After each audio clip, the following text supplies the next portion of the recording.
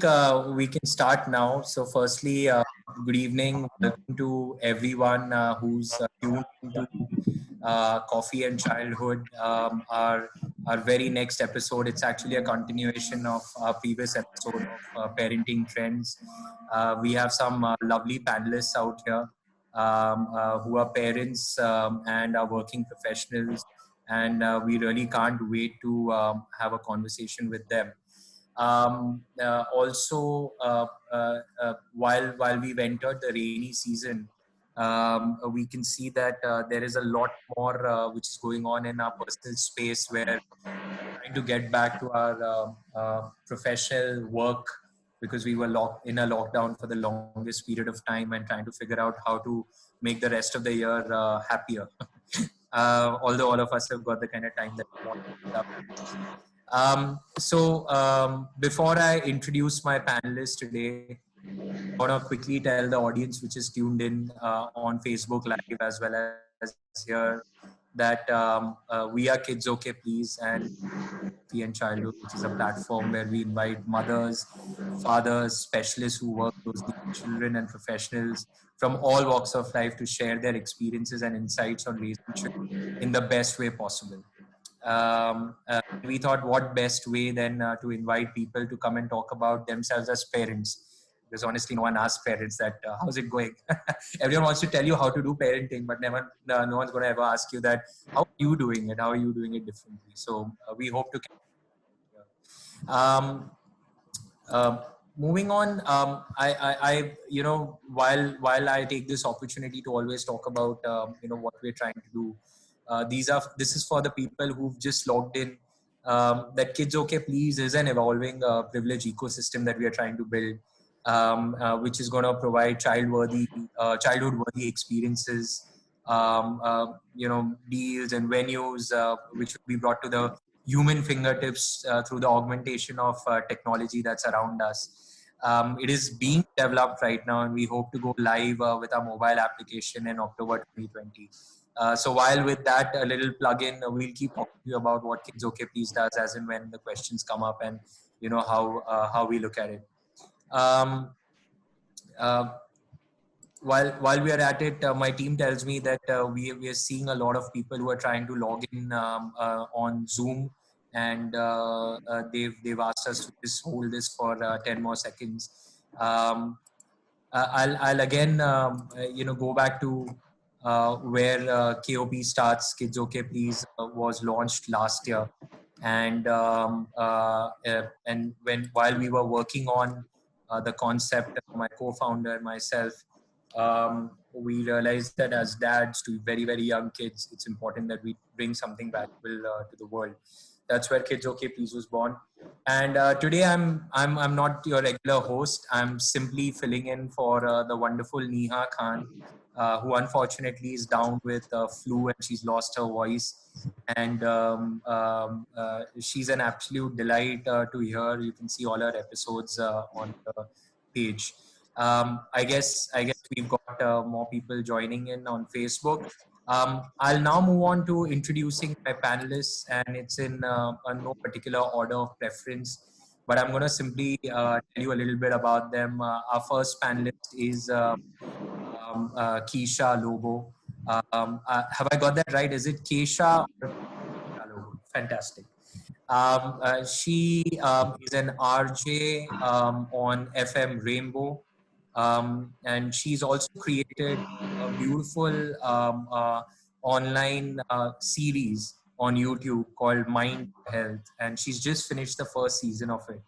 And I did manage to catch a couple of snippets of it. My team was telling me how amazing this is, and they were so excited to get in touch with you. And when they spoke to you as well. A little bit about her. She's been a professional anchor who's anchored over 1,000 shows across different industries, including conventions, conferences, corporate shows, product launches, etc. She, as I mentioned, that she anchors her own web series, wellness series called Mind Your Health, and she's been an English radio jockey on All India Radio FM and Radio City, hosting weekly interactive live shows with listeners and team worked with listeners, and she's worked with over 50 corporate institutions, conducting team building games and activities, dance movement therapy practitioner that she is, working on mindfulness with and we can't hear to wait. We can't wait to hear and listen more from you about parenting and how you're balancing and juggling with so many responsibilities. Moving on to um, uh, our second panelist, that's Crystal D'Souza.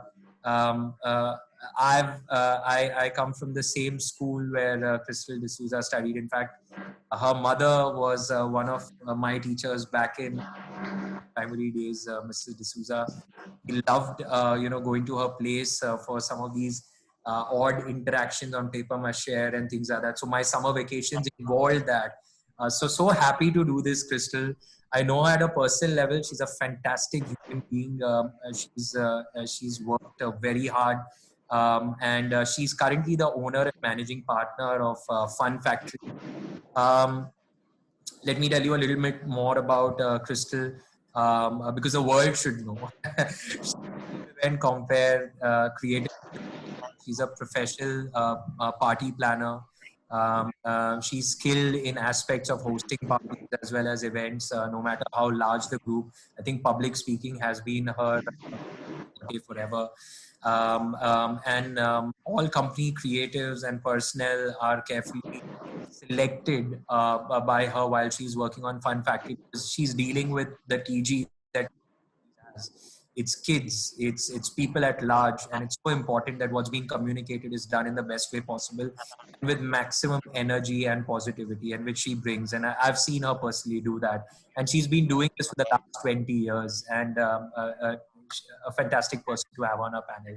Welcome, Crystal.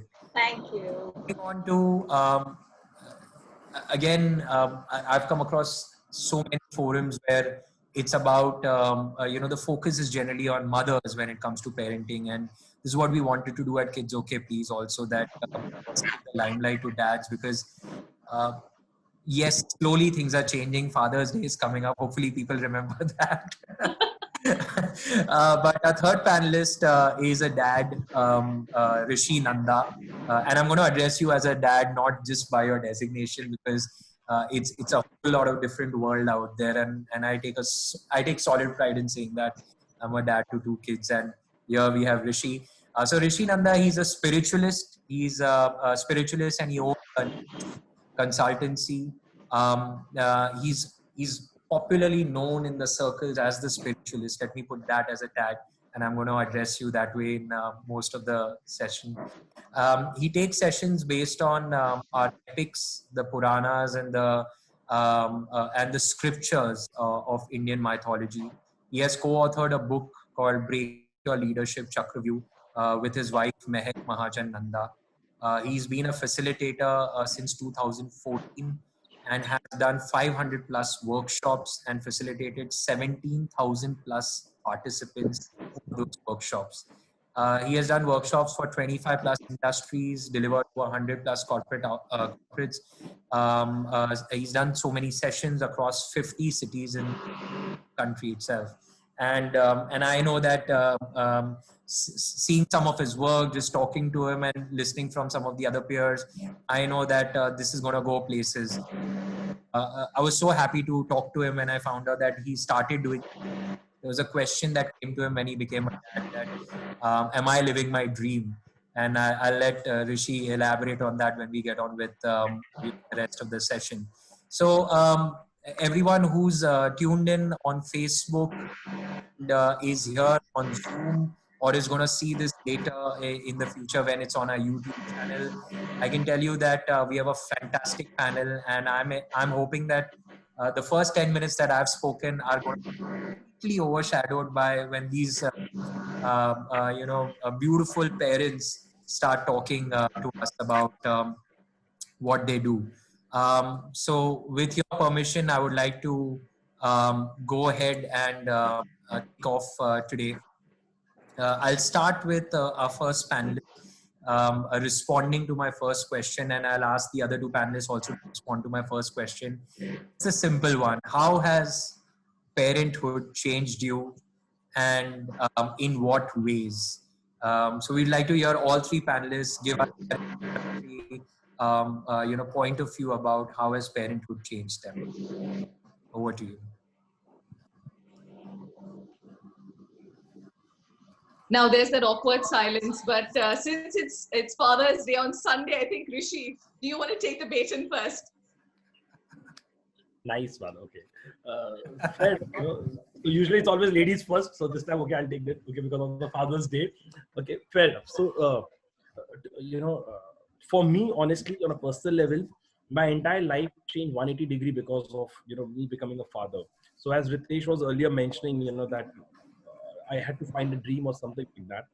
So what happened was, when I was blessed with a daughter, the moment I held her, the first thought that came to my mind was that, what do I give this girl beyond money? So that was the thought that came to my mind. That, paisa to de do, har ek father de dega, ya main bhi de do. So what do I give her beyond money? So that question stuck badly in my mind. And for a couple of months I was thinking, and then finally I came up with the answer that I need to give her a belief system that she can chase a dream. Sorry, Rishi, your volume suddenly has dropped. Yeah, and this is very interesting. I want everyone to hear this. Yeah. Is it better now? Absolutely, yeah. Okay. So there was a thought that came to my mind that, what do I give this girl beyond money? And it stuck in my mind for a couple of months. And every day I used to, ask myself, what do I give this girl? What do I give this girl? And one day I came up with the answer, I need to give her a belief system. A belief system where she believes in herself, that she can chase her dream. But the issue was, I thought that, when she grows up and I tell her, you should chase your dream, she would tell me, what have you done in life? You are working in a corporate and you're telling me to chase your dream. So that is the moment I honestly quit my job without having any clue, any backup plan, any even a thought, what am I going to do in my life? I just, believe that I need to figure out very quickly. And what happens typically in the corporate is that, you don't get time for yourself. And I was in the banking industry where we have to work, till like 1 or 2 in the morning, also again report back at 8 or 9 in the morning, and then there's no Sunday holiday. So it was quite complicated. And so 3 years is, I did nothing in life just to figure out the answer, what am I supposed to do. But those 3 years wasn't, so I'm just saying for myself, it would be more like a soul searching or something. And that is where I got attracted to Bhagavad Gita. And that is where, after a year listening to that Bhagavad Gita day in, day out, I got up with the thought to get into Indian epics, popularly called as Indian mythology. So my entire transformation, has happened only because of my daughter and then my son, so for me, my life only changed completely, So when she was born, my grandfather told me, तेरे घर पे लक्ष्मी आई है, उसके पैर हर दिन पड़ना, वो तेरी जिंदगी बदलने आई है. And I think, yeah, it happened to me at least. Amazing. Thank you, Rishi, for that. I'd now ask my other panelists to tell us how parenthood has changed their life and in what way. Keisha, would you want to go next? Definitely. Well, from being one of those anchors, and I'm sure Crystal would also identify with that. We're constantly on the move. Rishi, I loved the belief system bit, because I'm constantly asking myself the question, what legacy can I leave for my daughter? The words of Maya Angelou to Oprah Winfrey, what is your legacy to the coming generations? And so that is my question, my belief system, my legacy to her. But so my bags used to constantly be packed, and I would be moving, jet setting from one city to another, making sure that I was always on stage. How many shows can I pack into a month? Can I do more than 5-6 shows in a week? There were all these mental targets. And then when I had my daughter, actually a year and a half before I had her, it's like the universe. So she asked me to prepare myself. So there was this entire journey of getting into wellness. And I started with something called Landmark Forum, which allows you to look after and answer your own questions. Did a lot of that till there's a meeting called the Futures Meeting towards the end of it. And I actually wrote down that I'm going to have a baby girl, that she's going to go to a Waldorf school. And there were all these details that I wrote into that. Now, this is even before I conceived her. But post that, I started doing NLP, neuro linguistic programming, studying with Father Richard McHugh, and later that year, the gift of Lachelle, my daughter's name is Lachelle, happened in our life. And it's like she asked me before she came into my life to slow down, to take deep breaths. And I think all of my centering from being completely scattered, I used to always say, my husband is the roots and I'm the branches. I'm reaching out. I'm creating so much for myself. And but my daughter asked me to create my own trunk and my own roots.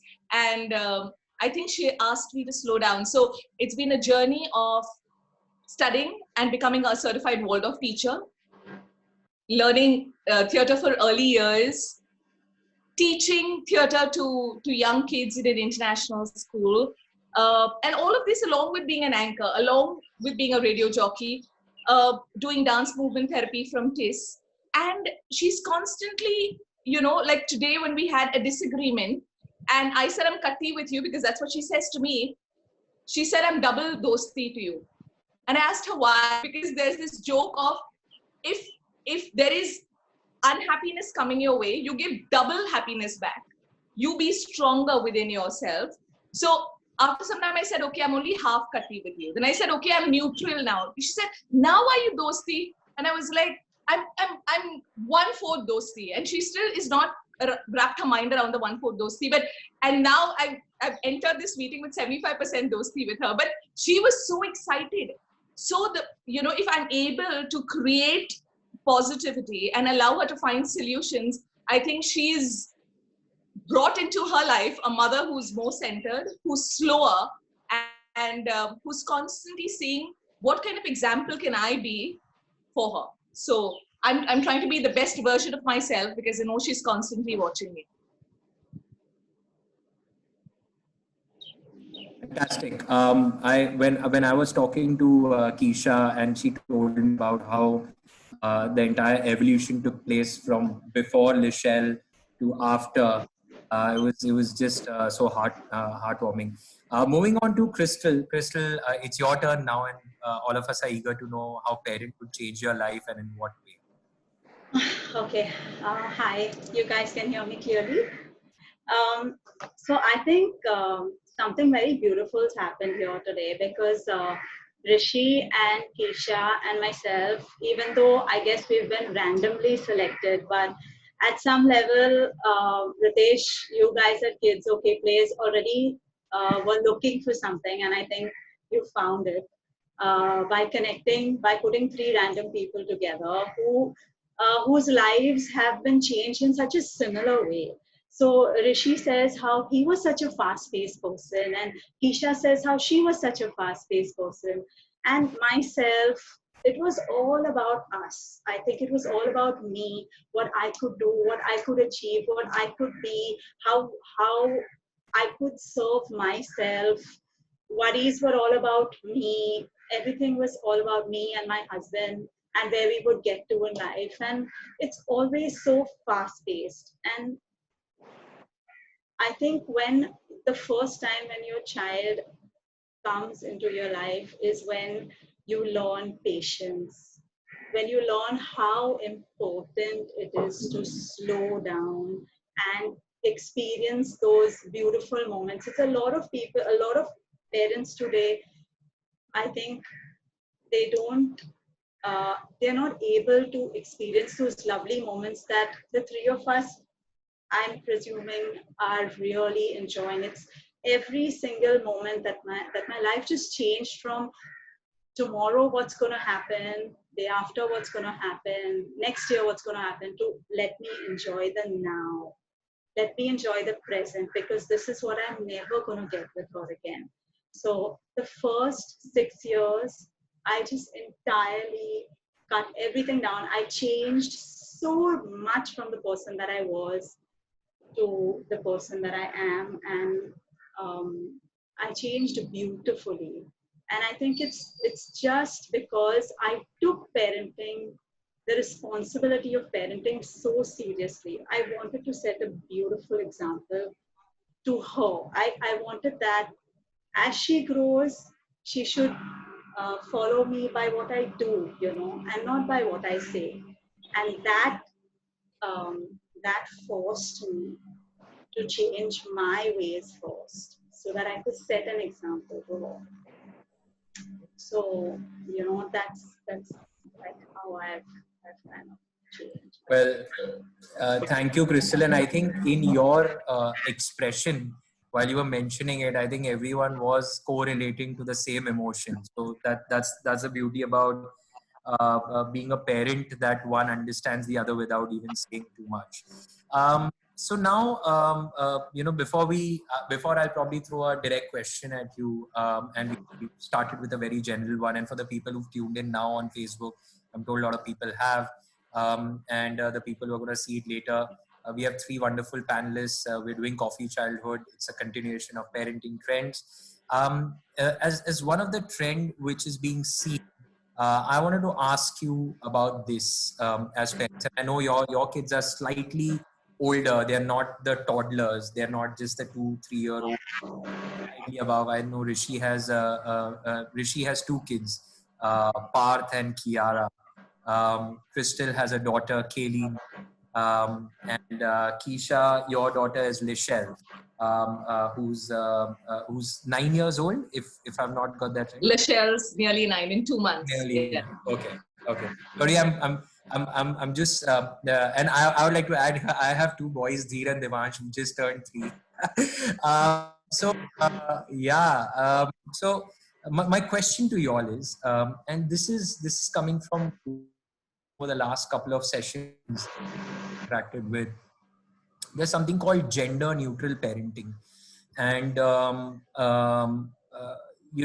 that is picking up India, this generation of parents, when they look at gender neutrality as such, when they are addressing their kids as kids, not not telling them you can't do this and you can do this, or if they are communicating that, they're communicating it differently. My question to the three of you all is, what do you think about that as a trend?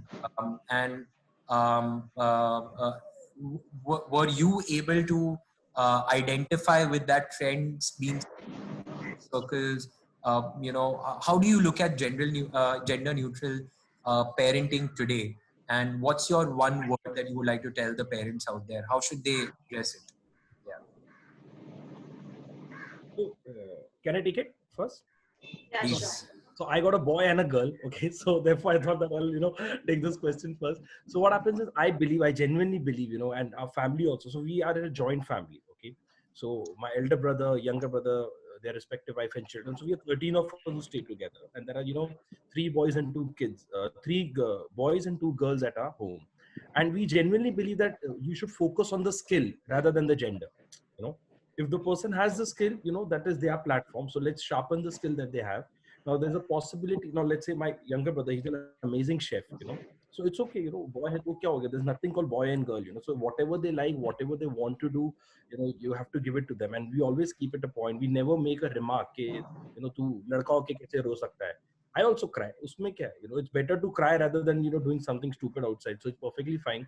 And because of these small statements that we make, there's gender biasness also that takes place. It's very, it's an unconscious biasness that takes place. So it's I think focus on the skill, nothing else, whatever skill. And today, in fact, there's so many platforms, and avenues and revenues can be earned through any skill that you want today, So I think as a parent, we focus on the skill. We don't get into the gender thing. And we don't so you think that gender neutral parenting is picking up amidst? Yeah. Okay. Yeah. Let's move this to mothers who have daughters, and what's your thought about it? What are you seeing around yourself, and just share your thoughts on that. Okay, so with Lachelle, we are just, we're bringing her up by the example of who we are as parents. So we're not consciously saying gender neutral. What we're saying is be the best you. If you enjoy music and singing, go ahead and do it. Know that whatever you want to get really good at, you're going to have to practice. So My husband enjoys cooking, but he does it on the weekend. We've split nearly all the homework down the middle. My daughter joins in as well. So if my husband does jharu right now, I do pocha. My daughter chops vegetables. We're making sure that she knows that it's okay to cry. It's okay to be strong and to stand up for what you believe in. It's okay to have a difference of opinion. It's okay to have friends who are boys. It's okay not to have friends who are boys. It's as long as you know that you are comfortable and you are feeling safe with where you're at. So she is nearly 9, but we've made sure that she just is evolving to be. So my parents stay with me during the week, and she gets a chance to interact with my mom and interact with my dad, who are senior citizens. And before she came along, I may have been, slightly curt to your parents. And then you realize that, I'm sweeter to my mom, more curt to my dad. But now, because I know that she's watching me, I have become a gender neutral parent as well. I'm being sweet and respectful and apologetic. And so when I'm making sure that she sees whatever relationship, boy or girl, if you get your message across. But if you create hurt, you make sure that you try and repair.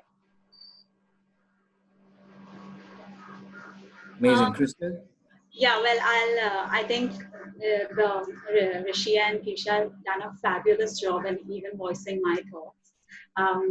In general, I think gender neutrality needs to be spoken about and cultivated amongst all of us as parents. We have to, I think our population falls back. Our parents, our parenting trends to change largely towards gender neutrality, in which not only lifting up the girl child, but also lifting up the boy child. Because what happens is there are so many stigmas against boys not being allowed to cry, boys not being allowed to show their emotions as children, boys not having to be strong when they're actually hurt, and that carries on into adulthood, and it creates a lot of pain, a lot of unnecessary anxiety in a new family. So when you are brought up where girls and boys are equal from the time they are tiny, and they're treated the same way, and they are taught to be true to themselves, no matter who they may be, that's when they grow up into beautiful adults, and then they can further carry that to their own families. If they are not taught as children to love themselves for who they are, then it's very, very difficult for them to give that to their children when they grow up. It's very important actually as parents that we removed our blue tinted glasses for boys and our pink tinted glasses for girls. It's easy to say that we want our kids to be gender neutral and to respect everybody. But if we still have tinted glares, then I think we are looking at the world one way and telling them, you look at the world another. So I love this, where we're telling, we need to be the example. Oh, absolutely. I think this is something that came up in the last parenting trend session. All the parents were having children who are between the age of 1 to 2, and interestingly, everyone echoed the same thing, that they started that I don't have a problem with my son playing with a Barbie doll, or looking at the superhero figures being the first choice of a toy for their girl. And with that basic bit, or seeing the parents sharing the normal home chores which are there, that anyone and everyone is equal around you. Of course, we have different responsibilities. We will be taken care of slightly differently, being different genders, but kids will be kids. And that is how it should be. Moving on, and thank you for the responses on the same. I think people who are hearing us or will see this later, the same points from you, the new parents that are going to be there. And most of the people who've come on the panel earlier as well, they've mentioned that had this been the thought process of our parents, it would have been so much more different. The struggle would have been very, very, very different. But I think back then the society was different, connectivity was different. We were always within a small community, but today the world is opened up. I mean, I can talk to you if you're sitting in US and have that same conversation, and a parent is going to be parent wherever they are. Anyways, moving on to the next trend, and I want Crystal to talk about that because I know that she is someone who can definitely talk, in a larger way. Crystal is a single mom here, and she has also been the flag bearer of homeschooling. And homeschooling is a trend that we are seeing picking up in the country. We're seeing a lot of parents looking at it. In fact, play schools, which used to say at 18 months, put in your kids, they're saying that no. There are some schools that we've come across.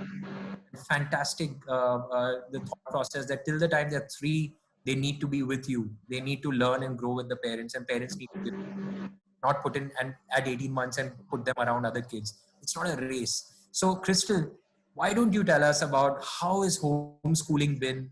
What has been your journey around that? What trend of homeschooling? Yeah. Okay. Personally, let me first say that school, Ritesh, was absolutely the best years of my life. I know a lot of people will agree. Whatever it was, the musty, the fun, the enjoyment, and never in my dreams did I know anything about, since we are coming from the city, never in my dreams did I know anything about being allowed not to attend a school. I thought everyone just has to go to school and that's the way it is. Whether you like it or not, you just have to be in school. And even if you're last in the class, or you're not the teacher's pet, or you just have to go through all those those learning years and get out. So I had no idea that there was anything like homeschooling until my own daughter started having a lot of issues in school. She was in a very good school. She was in a high school, and I was very happy with it, and I thought that this is how it's going to be. I loved it. They did a lot of things via playway method. They had small groups. They had circular seating. So it was really nice. It was an ICSE board, so not much pressure. But my child just could not adjust. She was just not happy. I used to have temper tantrums. I used to have stomach aches.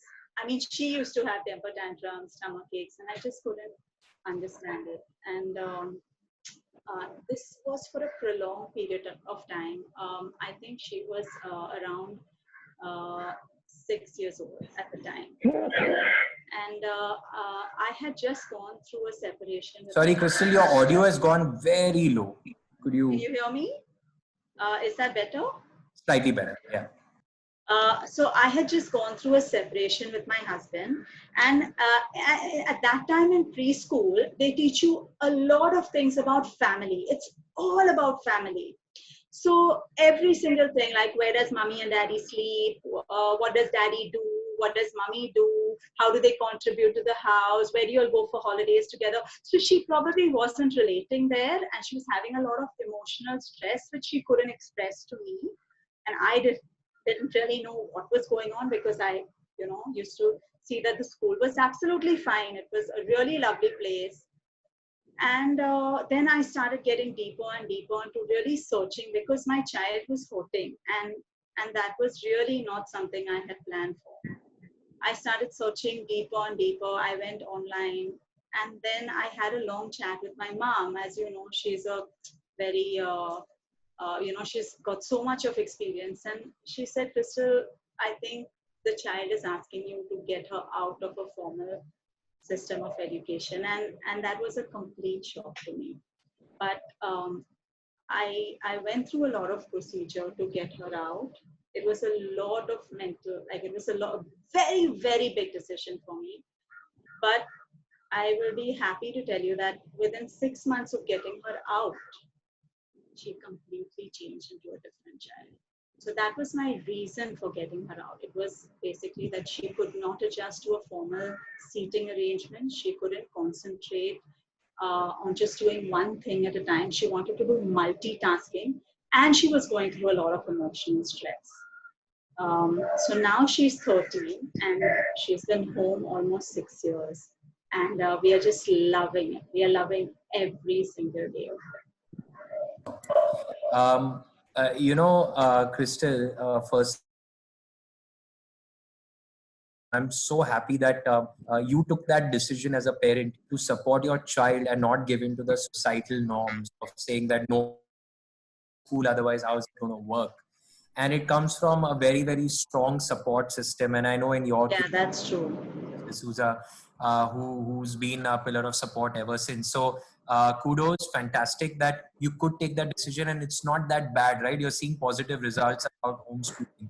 And why should parents leave it to another, not look at this if it is suiting their children? Because not all children, every child deserves a different form of attention. So fantastic on that. Keisha, Rishi, do you have any thoughts about homeschooling? Have you come across this trend? Have you seen someone else doing it?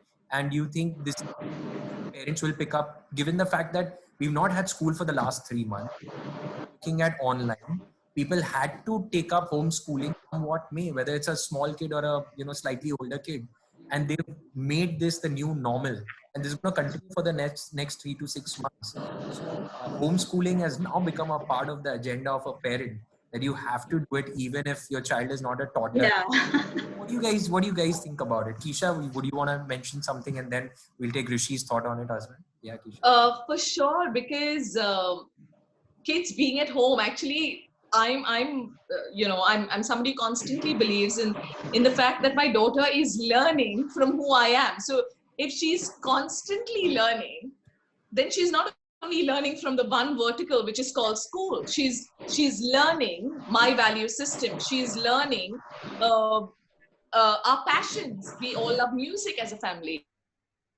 The importance that I give to the kind of food that we eat every day. So if she's constantly learning at home, then for me at least, the only report card of life to be an intelligent student, to be a contributing, growing individual is not only academics, is the person that you are. And as a sponge, you're constantly absorbing. If as an adult I'm constantly absorbing, then she is. So she is learning at home. School is happening at home. And right now it's the academic school as well. But she's growing. So it's not only the IQ which school is giving her, but yes, she's missing out on that social quotient. So as a family, we try to give her that as well. So we are making sure that the learning is constantly happening. The being the best human being that you can, loving, forgiving, compassionate, empathetic, trying to give other people options. Today, she actually came up with the suggestion of, I have an online class at 7. I told my friend to bring Ghar Ghar Ke toys down because, they're meeting, a few of them with a mask because it's been for so long, 2-3 friends. And I was like, that's so nice that you're thinking. I will now call her up and tell her, don't bring your toys down because, we're not going to be playing. And then she said, I'll give her the option that we will, we can play Ghar Ghar tomorrow. And I was like, great, you're giving her an option. I think that is something that she will appreciate as well. So she's got, our kids are constantly learning at home. Home is their first school. Mom and dad and grandparents, whoever's surrounding them are their first teachers. And I think the first teachers it's like you'll never forget your first love. You'll never forget your first teachers. And we have a great responsibility. Thanks, Keisha. Rishi, any thoughts? Have you come across anyone who's homeschooling as of today? And do you think this trend is going to persist? And and what is it that you would tell the people if you probably had a chance of homeschooling? And I know you took that decision of shifting your careers because of this very reason, that you wanted to be around with your kids and the kids should be able to live the dream. But your thoughts? So my belief is that, both will have its pros and cons. Homeschooling will also have its pros and cons, and sending to a regular school will also have. But sending to the regular school, what happens is the exposure is there. They go and meet people over there. Obviously, issues also takes place. Growth will also take place. And it is my firm belief, whatever I've read, I realize that no book can teach you what life can teach you.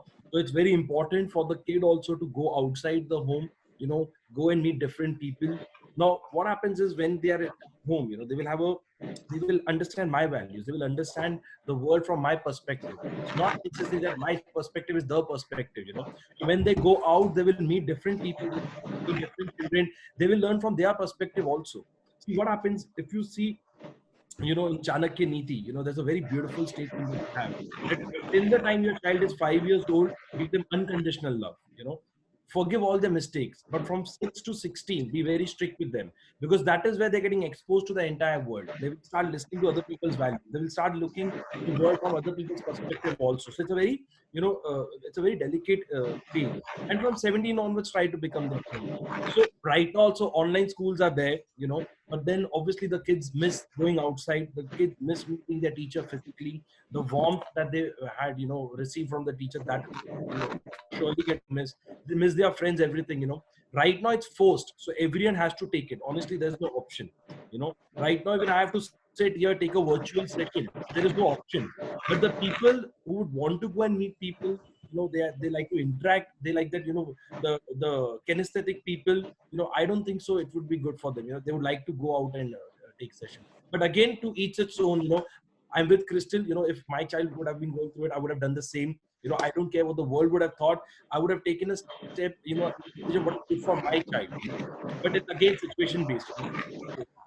Yeah. So before just one thing I want to make very clear to most of the parents listening in today is that every child is different. They are so different in every single way. There'll be children who will just love going to school. There'll be children who will excel in school. There'll be children who cannot do without formal education. They need it because we need engineers, we need doctors, we need high professionals. And at the same time, there'll be children who will be the dreamers, the artists, the musicians, the dancers. So when we put them all together, it's difficult. It's a lot of unnecessary pressure on the little ones, which is not required. So I just want people to know that there is an option. There's a legal, recognized, and accepted option. That's all. I mean, I didn't know there was an option. Even I was not aware. Yeah, and I had to go through a lot of stress in my mind. I had to fight myself. I had to think about so many possibilities, and things worry you. After all, she's my most precious possession. I would not want to harm her in any way. But then when I got the option, and if you do research online, you'll find lots and lots of openings and lots of things you can do, to better. So Fantastic. Thanks everyone to mention your thoughts about homeschooling, and I can tell you that it is going to be one of the trends which is going to pick up, because my wife and I both are wondering that the kind of attention that our kids require, will the school be able to give it to them? And because both of them are so different. But my story some other day. Let me remind the people who are tuned in and on Facebook that please start noting down the questions that you have for the panelists, because in a couple of questions from now, I would want their questions to be taken up. So you can type that and send it to me, or you can type it right here on the chat box, and I'll see it and I'll post it to the wonderful panel out here. I want to talk about and take this slightly differently. This is my conversation, and this is personally my belief too, that the kids are going to see the world through your eyes, through your actions, through what you do and what you show them. If you're in the house, they're going to just see the house and how you behave in front of them, and they're going to be exact reflection of what you're making them to be. And I think, Isha, that's a beautiful thought, that travel becomes such an important aspect of it, even if it may be ensuring that you're going to 100 different parks within your city or 100 different museums, or exploring the social infrastructure, or going, elsewhere in the nature, concrete jungle, wherever. Travel is such an important part, and they're going to see exactly, learn with you. So what are your thoughts, and could you elaborate a little more? I know you were telling me, and I loved that entire thought. What are your thoughts around that, and share it with the parents, that how travel will make a lot of difference, and that should be the trend, that parents should take time out, not just to plan those amazing trips abroad, but to travel with them within the city, within their own areas and things like that. So go ahead. So actually we started out with, so my daughter started traveling with us when she was 3 months old. And we, as a family, I think as soon as she entered our life, I don't know why, but we started choosing homestays to go to. We started staying in beautiful homes that other people, so it was like a hotel, but meeting with the locals, eating the local food. And we kept doing that till just before she turned 2, and we didn't have to pay the full air flight. I just had to pay the airport tax. We took her to the US, and we stayed with my best friend over there. And for a month, we kept traveling from home to home, meeting cousins, meeting different relatives. And she was 2, and she was such an amazing toddler. And both of us, me and one around. But when we came back from there, she had, picked up a few of the, the swanky words with a little bit of a lilt in her voice. And I was like, it's not only that she's absorbing, there is so much more that she's absorbing. So how do we get her to absorb the essence of India? So we started taking her around, and we have been to, I think, nearly every month we'd go to 2 homestays or 3 homestays, and go all across the country. She has driven in a tractor, she has harvested fields, she has dug for sweet potatoes, she has, so she's been in fields. She has, actually fed hens and picked up eggs. She's climbed trees, she's swam in lakes, and she's eaten food with the locals. We've sat on their floors. She's walked through villages when she was 2.5 or 3 on my shoulders, when we went to look at fireflies in Purushwadi, and my husband couldn't come along. And so we've done so many homestays, and I realized that there was this earthing that was happening, and she would be able to go to a bush and pick out a karvanda. She knew. But till about 1.5 years ago, when she said, I also want to go to palaces, mama. So I realized, me being the complete deep diver that I am, I was just overdoing the homestay bit. So then, yes, we started taking her, balancing it out. We take her to a 5-star 1 month, and to homestays, take her for tribal village dances, or if a farm festival was happening in Palghar. So we balanced it out. She stayed in palaces, she stayed in forts, and honestly, the stories the child imbibes. When we went to Ahmedabad with some friends, and we went to the Salt Mound. It's actually a huge museum. I think it's called Dandi Kutir, if I'm not mistaken.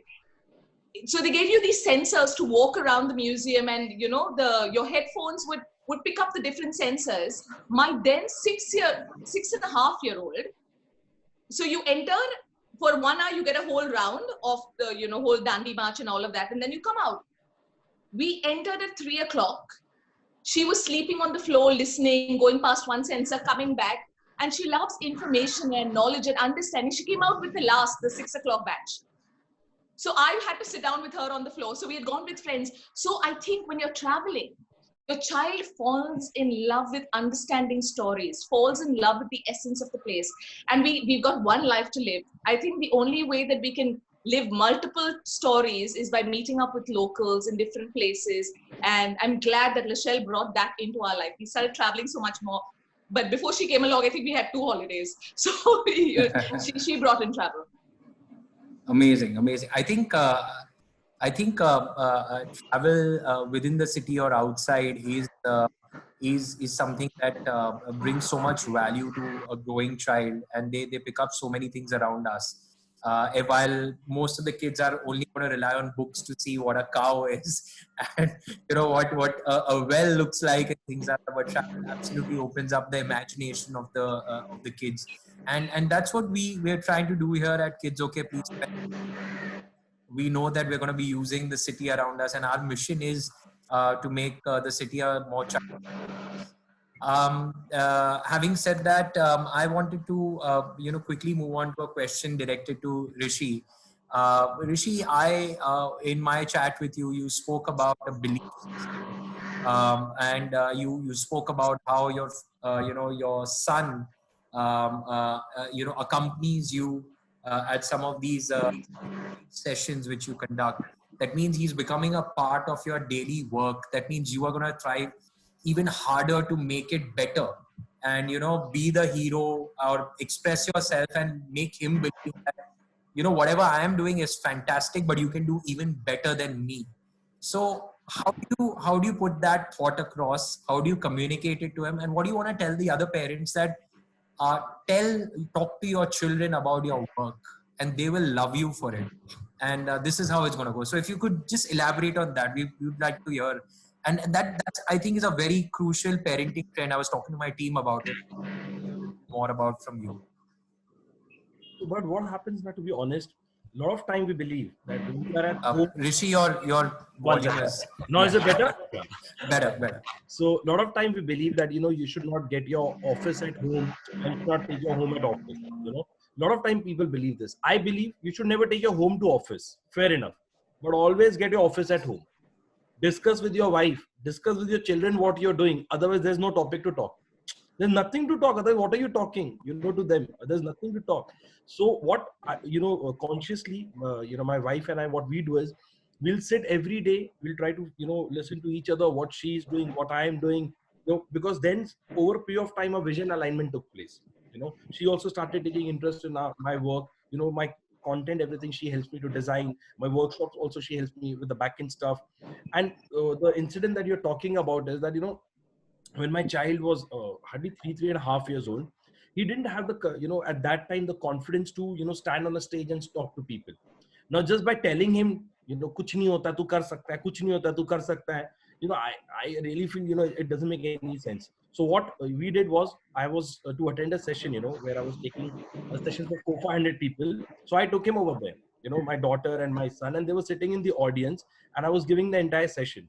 And at that moment, my child, looked at the entire scale, and he's like, one man is standing there for 6 hours and he's talking non-stop to people, and people are reacting, talking to him and all those things. Because he always used to ask me, Papa, ab itna kya baat karte ho ki log aapko itna ghanta bhar sunte hain? He's like, how can people listen to you?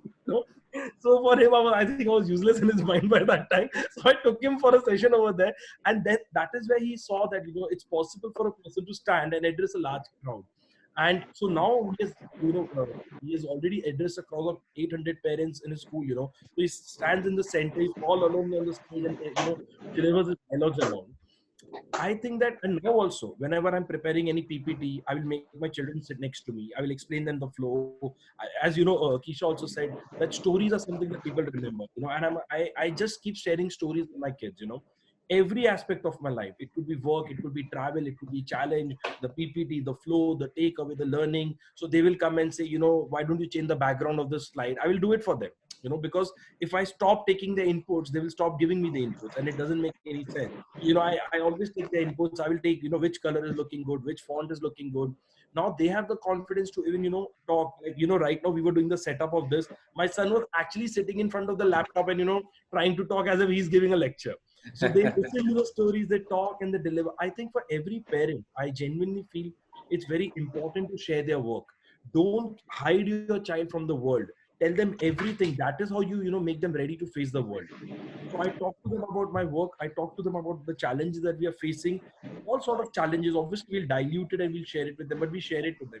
We always tell them that this went good, this went wrong, this is how we cooked up. Failure is part of the entire process. So those 3 years of struggle, when my daughter was just like, she was born. My son was not born even that time. I've shared everything with them. Because giving them the belief that, failure is part of it. If I can take a reference, if I can just take a reference from Indian mythology and explain, Indian mythology makes Samudra Manthan hota hai. You know, अब समुद्र मंथन में बहुत सारे articles निकलते हैं, and my biggest learning from समुद्र मंथन has been जो अमृत है ना वो जहर के बाद ही निकलता है, वो जहर को पहले पीना पड़ता है फिर जाके अमृत निकलता है. So all these stories, these learnings, now we pass on to them by sharing our experience also. So I feel, you know, it's good. And there's a lot of, and then we talk a lot, you know, we genuinely talk a lot. My kids and I, we talk a lot. We can keep away the laptop and phone for hours and we can just talk non-stop. So I think that is what has happened, you know, because there are a lot of common things. We talk about their school, but they talk about my work. So yeah, so I think that's the, While we are talking, I think there's a comment that has come through from one of the viewers. I so agree with Keisha. I have a 3+year-old boy, and from time to time, from the time he was born, we had a lot of social functions, and today they had a lot of social functions, and he's just become a confident child because he's out there with them, and that was not curbed, but he was allowed to express himself, and he was being taken out and not just kept away from things. So even if it was limited, but going back to the point what Rishi just made, I the point myself, and that makes my child talk to me. I come back and I don't ask him what did you do today. He's a 3-year-old, 2.5-year-old, and I started noticing it. Me and my wife, we took a very conscious decision about it. So I came back home and I said, you know what? I went to office. I did this. I made a presentation. I tell him everything from morning to evening. Then I ask him, so what did you do today? And believe you me, he narrates, I did this, I ate this. He started communicating. And that's just a 2.5-year-old. So I can, the children that you all are bringing up, when we are communicating about our work, they take interest because for them, we are life that they have. With having said that, I'll move to, before I take questions, and I'm going to direct it to you all. I want to talk to Crystal, and I want to get it, and we'll get to 5-7 minutes of Q&A, and we'll relieve you. I know you all have a lot more duties to look after. Crystal, my question to you is, and this is another parenting trend that we are seeing, eco-consciousness parenting, where parents are telling their children about how sensitive. I can't hear you. I'm sorry. Am I audible now? Yeah, better. Yeah. So eco-conscious parenting, where parents are helping their kids understand and become more eco-sensitive, environment sensitive around them. How do they participate in it? What do they do? Are you doing something differently? What are your thoughts around that? How have you shaped or designed your life around being something as simple as which we've seen over the years? It's been propagated, which it shouldn't be. I mean, just don't throw stuff out of the window. It's from that to plant a tree, be nice to other people, or just be careful of not wasting water. How is eco-sensitive parenting, eco-conscious parenting taking place? What have you done? What is it that you can tell us about it? A general thought. Okay, so children in general, it's all about themselves. Their entire world is themselves, and that's really a beautiful thing because that's what we need to encourage. It's all about who they are and what they want and what they are going to eat and what they like to do, and it's really not thinking outside themselves. So as parents, it's really very, very important for us to show the world outside themselves. See, middle class and upper class families are able to give their children almost everything they desire today. And that kind of creates a selfishness around the child because the child knows she or he can get whatever he wants because mama and papa love him so much. And dadi, nani, everybody loves him so much that he's going to get what he wants. He doesn't need to think outside himself anymore. So that consciously inculcating in your child that there is a beautiful world outside him that is just as beautiful as his own heart, and he or she needs to be able to be a contributing factor to that. And without him or her contributing, it is not going to continue to exist. It's not going to be sustainable for their own children and therefore their children. It's a very complicated thing for a general middle class or upper class child to understand. See, a villager's child will be already in nature, will already be knowing a lot that our children really don't understand. But as city parents, we need to show them that there is something outside, and inculcating it every day in tiny little ways, like separating your garbage, but actually exposing the child to you doing it, sustained doing it, and instilling it in the child to do it continuously every day. So planting, as you said, having a little garden to care for, something outside himself, having a pet to care for, something outside himself. When you don't feed your pet starves. When you don't clean the litter box, your pet has to use a dirty litter box. If you don't water your garden, your plants are going to droop. It's not about just you. It's about something outside you and something that's bigger than you. So in the lockdown, I've been trying a lot with my daughter. She's a teenager now. She's just getting into teenage years. And it's still all about her and everything about her. I'm just trying to instill a little more, responsibility to her. So every single day we've been going out and feeding some hungry animals outside. So we started with 2 little puppies, and then it became, I started on my own. It was 2 little puppies, and then it became 4, and then it became 5. And then I started needing her help to come along, and she would say, no, I'm not. And I just don't want to do it, Mama. I just don't want to come. And I had to instill in her that, sometimes we have to do things that we don't want to do, that we don't like to do, but we need to do because it's our responsibility to the world. It's our responsibility to something outside us. So, we really have to give in order to receive. We have to give a lot more in order to receive. And to be, I can say, genuinely happy. Genuine, if you ever are sad about something, if you're ever upset about something, just try making somebody else happy, or just try making somebody else smile, or just try giving a little something and cheering somebody up, and the happiness just overflows. So these are beautiful lessons that we can give our children, and we need to, so that the world remains a beautiful. Fantastic. I completely look at that point, and it's going to become so important for us as managing our children and bringing this to them while we are dealing with so many other things in our life.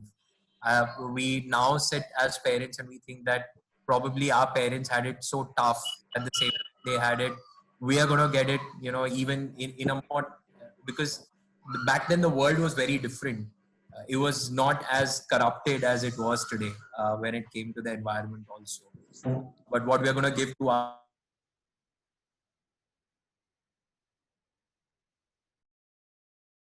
starts with us passing it on to our kids.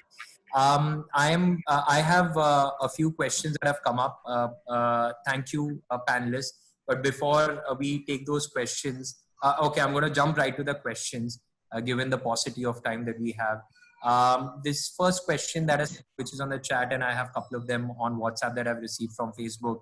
This is for Crystal. Since you are homeschooling your child, how does she react to conversations that come up about school? How does she put it out to people? What's her reaction? What was her reaction in the initial stage? What are the hardships around it? Because people have that phobia. Yeah. Yeah, well, it's really a very intense topic, and it's a lot to talk about. I'm going to make it really quick. In the start, I was really afraid that when she grows, this was all basically a decision that I took because she was showing signs that she did not want to go to school. Severe signs. She was showing me signs of illness. So this was a decision that I was forced to take. But I was very, very worried that when she grows up, could it be that she would turn around and say, Mama, I've missed out so many opportunities because you didn't educate me. It's quite possible that she might turn around and tell me that. You didn't force me to go to school. You didn't put your foot down and insist on that I should attend school. You should have at least done that. So when she was 6 years old, I asked her to give me in writing that she wanted to leave school. I told her, I want you to write it in your own words and I'm going to keep it. And it's very, very important. I made her understand how important it was. It was going to be a document and she was going to sign it. And she drew for me a 6 or 8 page little cartoon book with all the reasons why I should take her out of school. And I have it, and it's amazing. It's excellent. It's a 6-year-old girl drawing in pictures exactly why she wants to get out of school and she wants to be homeschooled. So that was one of the things, that was one of the questions I've answered already. And another thing is, after I removed her from school, I realized that the first thing that people ask you when you take a child out is, Beta, what is your name? And then you tell them your name. And Beta, which school do you go to? And my daughter would just continuously either say the name of her old school or say the first name of a school that she could think of. And she wouldn't tell people that she wasn't in school. And then I had to make her understand that you have to tell the truth, Kailan. You have to tell the truth, no matter how much it might hurt you. Stand up for what you believe in, and things will begin to change. And slowly but surely, she began to, tell the truth and say, "I'm homeschooled." And people are so, systematized. They would say, "Beta, where is that school?" So she'd say, "No, I'm homeschooled." Where is that located? Is it ICSC? So those were the reactions, and the moment she would make them understand that, I study at home, I don't go to a regular school. That's the time we would have a barrage of questions, and it would be a never-ending conversation. And one more thing I would really quickly like to tell you is that there would be children who would ask her as well, which school do you go to? When she would say, I'm homeschooled. And when they would get the idea what it was, they would just look at her this way and say, how lovely. Really? So nice. No exams? No studies? So those are the reactions we would. As I said, it's a picking up trend, and probably 5 years from now, it'll be a very different society altogether, looking at homeschooling differently. So, Crystal, you had to go through the hardships of answering those tough questions around homeschooling, but I'm sure the new parents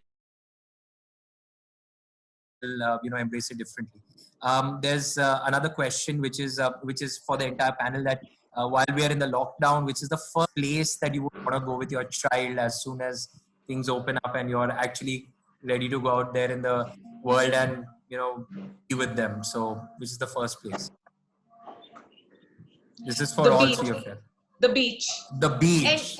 Any beach. Any beach but the beach. You need to get on the beach. Okay. Rishi? Honestly, nothing specific as of now, but it depends upon the kids only, wherever they want to go. It's nothing specific in my mind. It's just that everyone should be safe and the environment should be safe for us to go out. But not sure. Okay. Yeah, one lovely thing that has happened is that our children are now appreciating being with other children. They want to see their family members.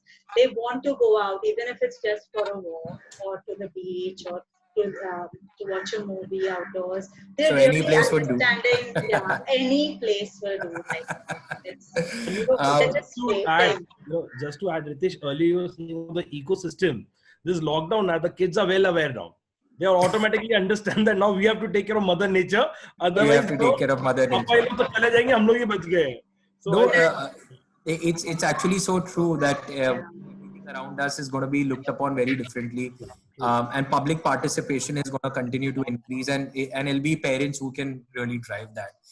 There's a question which is come for Rishi, and this is the last question. I know I'm going to just leave you guys very quickly. Rishi spoke about that. Which is your favorite mythological learning you have shared with your child, and why is it relevant for everyone else? Yeah.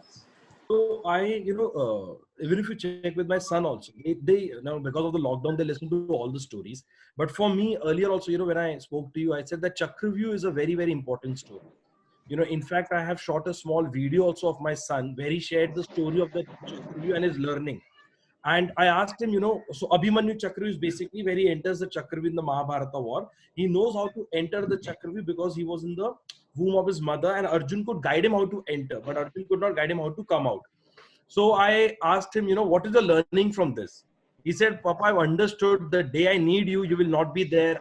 I will have to face my life all alone. So, he said that you will train me how to handle life, but when I will come to that situation, I will have to fight my life on my own, So I've understood that. So, you've trained me good enough. So, and obviously that's the learning I also share with the participants. But I think that is one of the key learning I wanted them to understand that, people will come and go. You are there. We will give you everything that is required. But when the moment of truth will come, you will have to find your own battle, Yeah. So that's the one story, one learning I've shared with him. My daughter. Absolutely amazing. Thank you. Thank you, Rishi, Keisha, Crystal. And before we sign off, well, Kids OK Please is very new.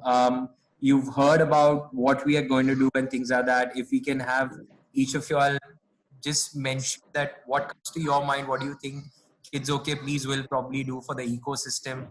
One word from each of you all, what Kids OK Please would mean for you today and in future, and why is it what it is, what does Kids OK Please stand for you, simply put? Yeah. Keisha. Okay, so can I go for it? Please. I really love the name, Ritesh, Kids OK Please, because we really need to be yes parents, in a nice way. Not really giving in to everything, but yes, in a way where, we are allowing a lot more for children to be able to explore. And Kids OK gives you like a nice, friendly feeling. Like children, it's okay to be kids. It's okay to have kids around. It's okay. Kids are welcome. It gives you a lovely feeling. So, I appreciate the name a lot. It says a lot about your idea behind what you want to do, and I think it's a lovely thing, especially for parents like me who have to take their children everywhere with them because they are home. It's very difficult in the city to manage that. So I'm looking forward to the changes that you make in the city. Thank you, Crystal. And I also loved your tagline. They love you for it. So yeah.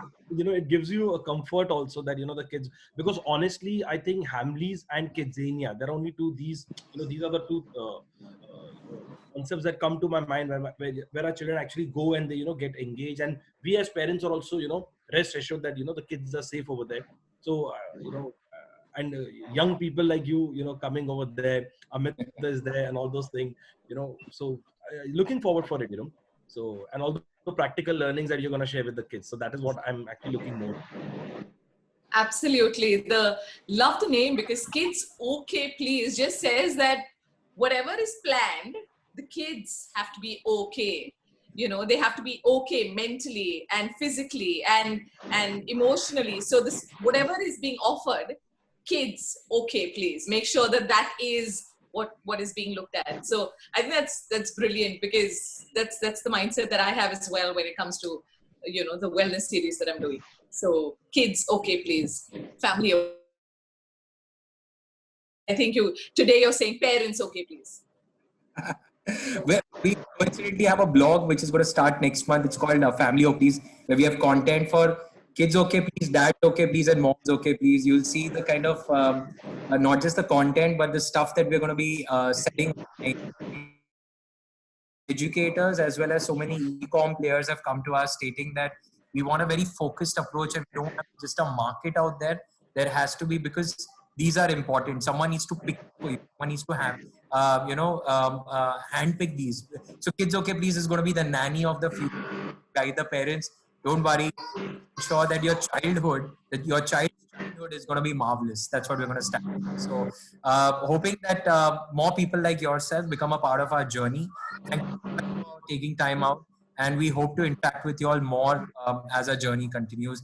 Good luck with what you're doing, and a lot of love to your kids. Thank you. Thank you. Sure. Thank you. Thank you, Ritesh. Thank you Nice. so much. Bye. Krishna and Keisha also. Lovely sharing the panel with all of you. Thank you. Thank you. Lovely. Bye-bye. Bye.